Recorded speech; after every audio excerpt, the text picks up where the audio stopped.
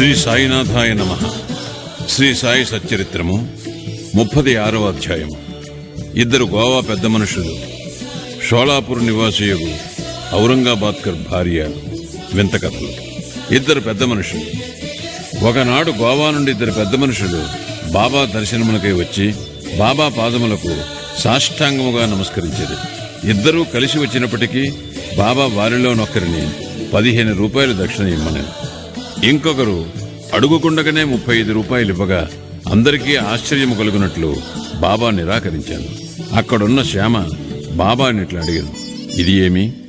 ఇద్దరూ కలిసి వచ్చిరి, ఒకరి దక్షిణ ఆమోదించితివి, రెండవ వానిది తిరస్కరించితివి, ఎందులకి భేదభావము?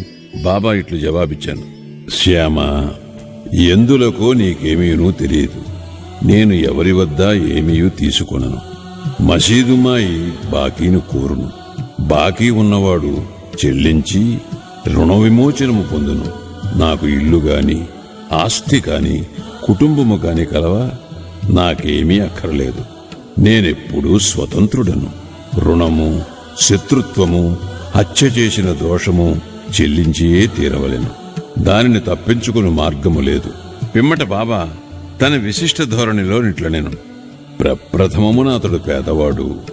ఉద్యోగము దొరికినచో మొదటి నెల జీతమునిచ్చేదనని తన ఇష్టదైవమునకు మ్రొక్కుకొనెను. అతనికి నెలకు 15 రూపాయలు ఉద్యోగము దొరికెను. క్రమముగా జీతము పెరిగి 15 రూపాయల నుంచి 30, 60, 100, 200కు హెచ్చెను. తుదకు 700కు హెచ్చెను. అతడు ఐశ్వర్యమును అనుభవించు కాలమందు తన మ్రొక్కును మరచెను. అతని కర్మఫలమే అతనిని ఇచ్చటకి ఈడ్చుకొని వచ్చినది. ఆ మొత్తమునే అనగా ఆ 15 రూపాయలనే నేను దక్షిణ రూపముగా అడిగి తిని. ఇంకొక కథ.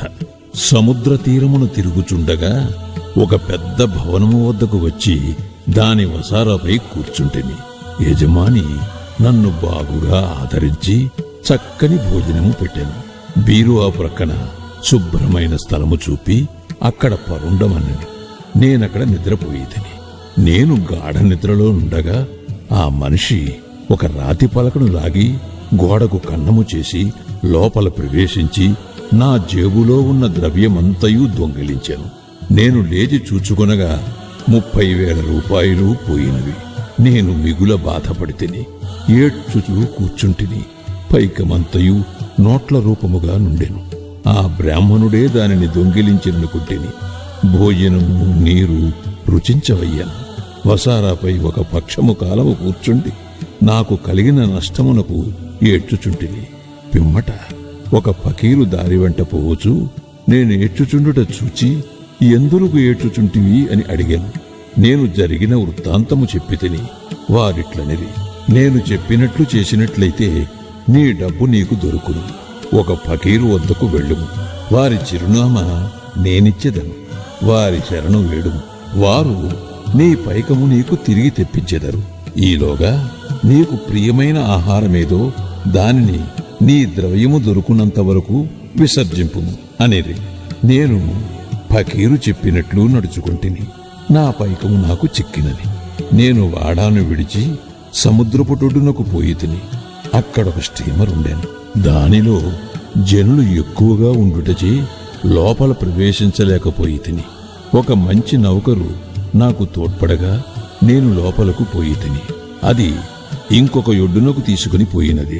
అక్కడ రైలు బండి నెక్కి ఈ మసీదుకు వచ్చి తిని. కథ పూర్తి కాగానే బాబా ఆ అతిథులను భోజనము కొరకు తీసుకుని పొమ్మనగా శ్యామ అట్లే చేశాను. శ్యామ వారినింటికి తీసుకుని పోయి భోజనము పెట్టాను.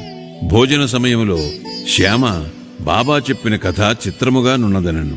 బాబా వారెన్నడూ సముద్ర తీరమునకు పోయి ఉండలేదు. వారి వద్ద 30,000 రూపాయలు ఎప్పుడూ లేకుండాను. ఎన్నడూ ప్రయాణము చేయలేదు. ద్రవ్యమెప్పుడూ పోవుటగాని వచ్చుటగాని జరగలేదు. కాన దాని భావము తమకేమైనా తెలిసినదా అని వారిని అడిగాను. అతిథుల మనస్సులు కరిగెను. వారు కండ్ల తడిపెట్టుకునిరి. ఏడ్చుచు బాబా సర్వజ్ఞుడు, అనంతుడు, పరబ్రహ్మ స్వరూపుడే అని నుడివిరి. బాబా చెప్పిన కథ మా గూర్చియే. వారు చెప్పినదంతయు మా విషయమే. వారికి ఎట్లు తెలిసినో అనున్నది గొప్ప చిత్రము. భోజనమైన తరువాత పూర్తి వివరములను చెప్పేదమనిది. భోజనమైన పిమ్మట తాంబూలము వేసుకొనుచు అతిథులు వారి కథలను చెప్పతొడంగిరి. అందులోనొకరు ఇట్లు చెప్పిరి: లోయలో ఉన్న ఊరు మా స్వగ్రామము. జీవనోపాధికై నేను ఉద్యోగము సంపాదించ గోవా వెళ్ళితిని. నాకు ఉద్యోగము లభించినచో నా మొదటి నెల జీతమునిచ్చేదనని దత్తదేవునికి మొక్కుకొంటిని. వారి దయవల్ల నాకు 15 రూపాయల ఉద్యోగము దొరికాను. నాకు క్రమముగా జీతము బాబా చెప్పిన ప్రకారము 700 రూపాయల వరకు హెచ్చినది. నా మొక్కును నేను మరచితిని. దానిని బాబా ఈ విధముగా జ్ఞప్తికి తెచ్చి నా వద్ద 15 రూపాయలు తీసుకున్నది. అది దక్షిణ కాదు, అది పాత బాకీ. తీర్చుకొనక మరిచిన మొక్కును చెల్లించుట నీతి. బాబా ఎన్నడూ డబ్బు భిక్షమెత్తలేదు. సరికదా, తమ భక్తులు కూడా భిక్షమెత్తుకొనుటకు ఒప్పుకొనలేదు. వారు ధనమును ప్రమాదకారిగాను పరమును సాధించుటకు అడ్డుగాను భావించువారు. భక్తులు దాని చేతులలో చిక్కకుండా కాపాడేవారు. ఈ విషయమున భక్త మహల్సాపతి ఒక నిదర్శనము. ఆయన మిక్కిలి పేదవాడు. అతనికి భోజన వసతి కూడా జరుగుబాటు లేకుండెను. అయినను అతడు ద్రవ్యము సంపాదించుటకు బాబా అనుమతించలేదు. దక్షిణలో నుండి కూడా ఏమీయూ ఇయ్యలేదు. ఒకనాడు ఉదారవర్తకుడైన హంసరాజు అను బాబా భక్తుడొకడు చాలా ద్రవ్యమును బాబా సముఖమున మహల్సాపతికిచ్చాను. కాని బాబా దానిని పుచ్చుకొనుటకు అనుమతించలేదు. పిమ్మట రెండవ అతిథి తన కథనిట్లు ప్రారంభించాను. నా బ్రాహ్మణ వంట మనిషి నా వద్ద 35 సంవత్సరముల నుండి నౌకరీ చేయుచుండినను దురదృష్టమున వాడు చెడు మార్గములో పడెను. వాడి మనస్సు మారిపోయాను. వాడు నా ద్రవ్యమునంతయూ దొంగిలించాను. రాతి పలకను తొలగించి ధనము దాచిన భోషాణమున్న గదిలో ప్రవేశించి నా ఆస్తి సర్వమును అనగా 30,000 రూపాయల కరెన్సీని దొంగిలించి పారిపోయాను. బాబా సరిగా ఆ మొత్తమనే ఎట్లు చెప్పగలిగానో నాకు తెలియదు. రాత్రింబవళ్ళు ఏడ్చుచూ కూర్చుంటిని. నా ప్రయత్నములన్నీ విఫలమైనవి. ఒక పక్షము వరకు చాలా ఆరాటపడితేనే విచారగ్రస్తుడనై దుఃఖముతో అరుగుపై కూర్చుని ఉండగా ఒక ఫకీరు నా స్థితిని కనిపెట్టి కారణము తెలుసుకొనెను. నేను వివరములన్నీ తెలిపిదిని. అతడు షిరిడీ సాయి అను ఔలియా ఉన్నారు, వారికి మొక్కుము, నీకు ప్రియమైన ఆహారమును విడువుము, నీ మనస్సులో వారి దర్శనము చేయు వరకు నీకు ప్రియమైన ఆహారమును తిననని మొక్కుకొనుము అనెను. నేనట్టులే, బాబా, నా ద్రవ్యము దొరికిన పిమ్మట మీ దర్శనము చేసిన పిమ్మట నేను అన్నము తినదెను అని మొక్కుకుంటిని. దీని తరువాత 15 దినములు గడిచెను. బ్రాహ్మణుడు తనంతట తానే నా డబ్బును నాకిచ్చాను. నా శరణు వేడెను. వాడిట్లనియను, నేను పిచ్చి ఎత్తి ఇట్లు చేసినాను. నా శిరస్సు నీ పాదములపై పెట్టితిని, దయచేసి క్షమించుము. ఈ విధముగా కథ సుఖాంతమైనది. నాకు కనిపించి సహాయమునొచ్చిన ఫకీరు తిరిగి కనపడలేదు. ఫకీరు చెప్పిన షిరిడీ సాయిబాబాను చూచుటకు ఎంతో గాఢమైన కోరిక కలిగినది. మా ఇంటికంత దూరము వచ్చిన వారు షిరిడీ సాయిబాబాయే అని నా నమ్మకం. ఎవరైతే నాకు కనబడి నా ద్రవ్యమును తిరిగి తెప్పించిరో అట్టివారు 35 రూపాయల కొరకు పేరాశ చూపెదరా. దీనికి వ్యతిరేకముగా మా వద్ద నుంచి ఏమీ ఆశించక ఎల్లప్పుడూ తమ చేతనైనంత వరకు బాబా మమ్ములను ఆధ్యాత్మిక మార్గమున నడిపింతురు. దొంగిలించిన నా ద్రవ్యము దొరికిన వెంటనే మిక్కిలి సంతసించి మైమరచి నా మొక్కును మరచితిని.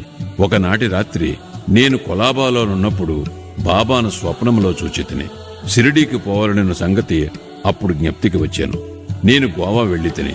అక్కడి నుండి స్టీమర్ మీద బొంబాయి వెళ్లి అటు నుండి షిరిడీకి పోవ నిశ్చయించితిని. నేను హార్బర్ వద్దకు పోగా స్టీమరులో జాగా లేకుండాను. కెప్టెన్ ఒప్పుకొనలేదు. కాని నాకు పరిచయము లేని నౌకరొకడు చెప్పగా ఒప్పుకొని నన్ను స్టీమర్లో బొంబాయికి తీసుకుని వచ్చాను. అక్కడి నుండి ఇక్కడికి రైలులో వచ్చితిని. కాబట్టి బాబా సర్వజ్ఞుడు, సర్వాంతర్యామి. మేమెక్కడా, మా ఇల్లెక్కడా, మా అదృష్టమేమని చెప్పగలను? బాబా మా ద్రవ్యమును తిరిగి రాబట్టాను, ఇక్కడికి లాగుకొని వచ్చాను. షిరిడీ జనులారా, మీరు మాకంటే పుణ్యాత్ములు, మాకంటే అదృష్టవంతులు. ఏలనా బాబా మీతో ఆడి నవ్వి మాట్లాడి ఎన్నో సంవత్సరములు నీతో నివసించాను. మీ పుణ్యమనంతము. ఎందుకనగా అది బాబాను షిరిడీకి లాగాను. సాయియే మన దత్తుడు. వారే మొక్కుకొమ్మని నన్ను ఆజ్ఞాపించిరి. స్టీమరులో జాగా ఇప్పించిరి. నన్ను చెట్టుకి తెచ్చిరి. ఇట్లు వారి సర్వజ్ఞత్వమును సర్వశక్తిమత్వమును నిరూపించిరి. ఔరంగాబాద్కర్ భార్య. షోలాపూర్ నివాసియగు సఖారాం ఔరంగాబాద్కర్ భార్యకు 27 సంవత్సరములైనను సంతానము కలుగలేదు. ఆమె అనేక దేవతలకు మొక్కులు మొక్కెను. కానీ నిష్ప్రయోజనమయ్యాను. తుదకు నిరాశ చెందాను.